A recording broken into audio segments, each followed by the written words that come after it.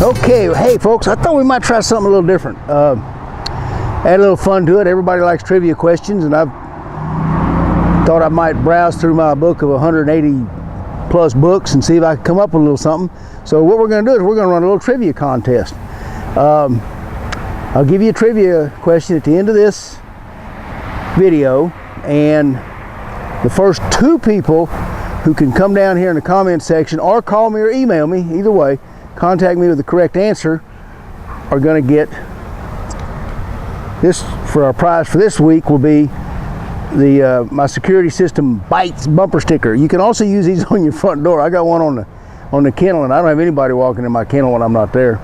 So what we'll do though is, since it's going to be two winners, if someone makes a comment and you think it's a winner, if you are the second one to make that comment on there, you get second place, and we'll mail these bumper stickers out to anybody. Again, you can comment here on YouTube at the end of this video for this particular trivia question, or if you'd like to email me or put it on Facebook, on the Butch Cappel page on Facebook. The first two to get it right, and we'll announce the winner next week, and we'll start a new trivia question. So let's get on with today's training tips.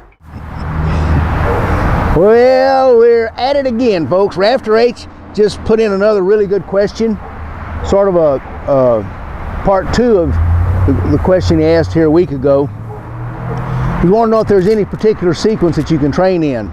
So I do a very specific sequence that I train in the order in which I teach all the exercises, and then once the dog knows all their obedience commands, I've got a set pattern or outline, template, whatever you want to call it, that I use for everyday training. And here's the reason.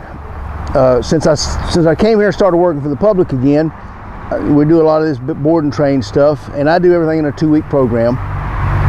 Sometimes I actually even do an 8-day program with younger dogs. But people are bringing, you never know what you're going to get.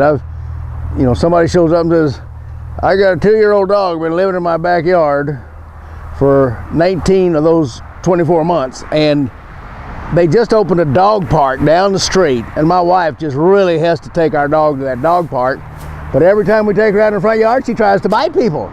So fix her in 2 weeks essentially is what they're asking me to do.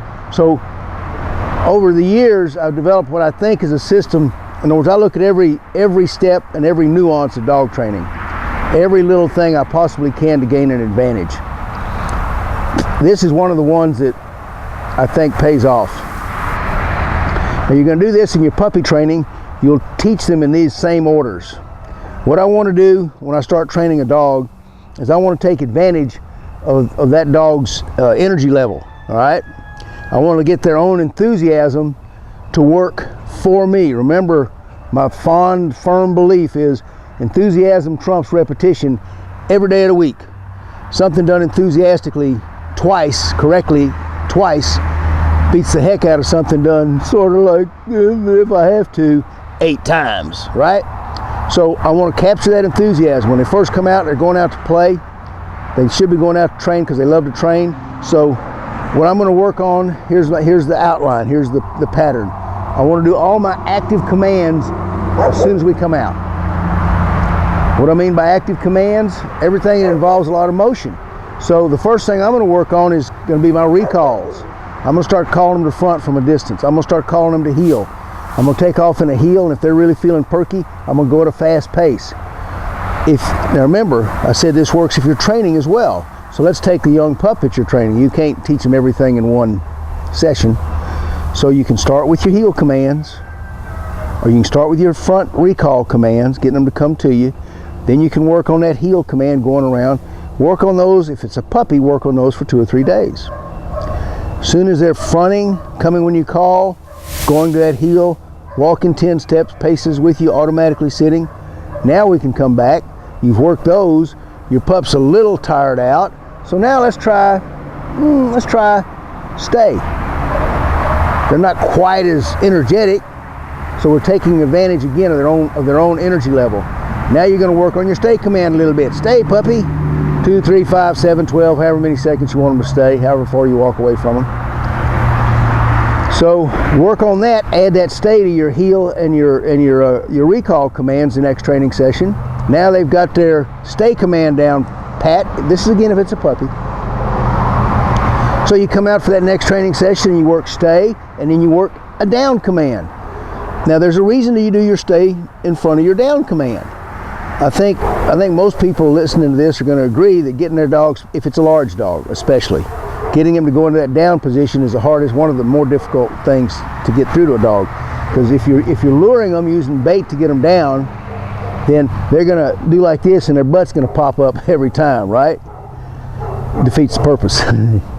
So you're starting from a sit command because that way you only got one end to bring to the ground. That's what works best.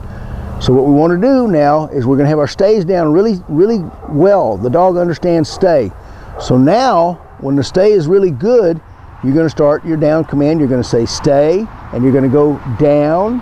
And if you're using the lure, treat method, reward, whatever you want to call it, to get the dog to go down to the ground, when they start to pick up their butt, you go no. You give them a little sharp, very short, quick correction. And the no command reminds them they're supposed to be in a stay. If they're staying, their butt can't come off the ground. If their butt can't come off the ground, the only way to get to their treat is to let their front end go down to the ground. So that's the psychology behind teaching the stay in front of my down command. Now, once we've got all these stuff, once we've taught our pup that, let's go out for a training session. 15, 20, 30-minute training session, however you want to do it. I'm going to start for an adult dog. I'm going to start my practice training sessions the same way I started teaching.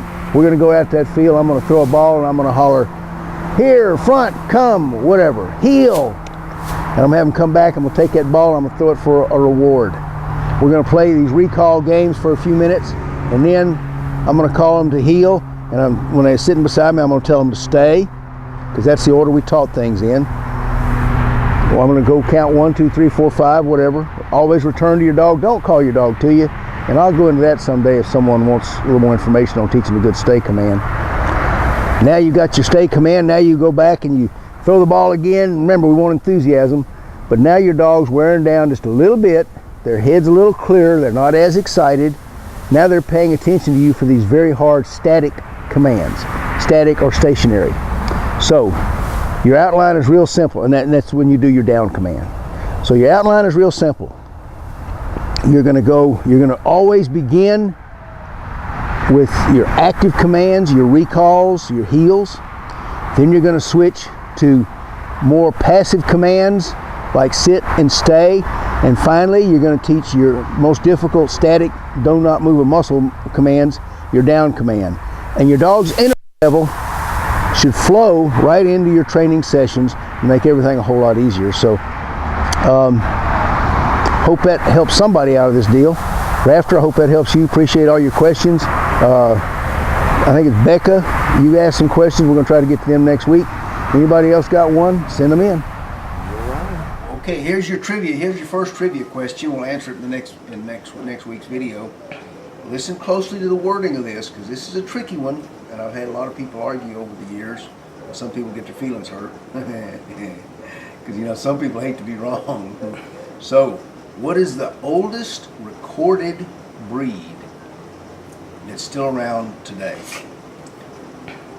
Remember, this is a breed whose description or standard was written out.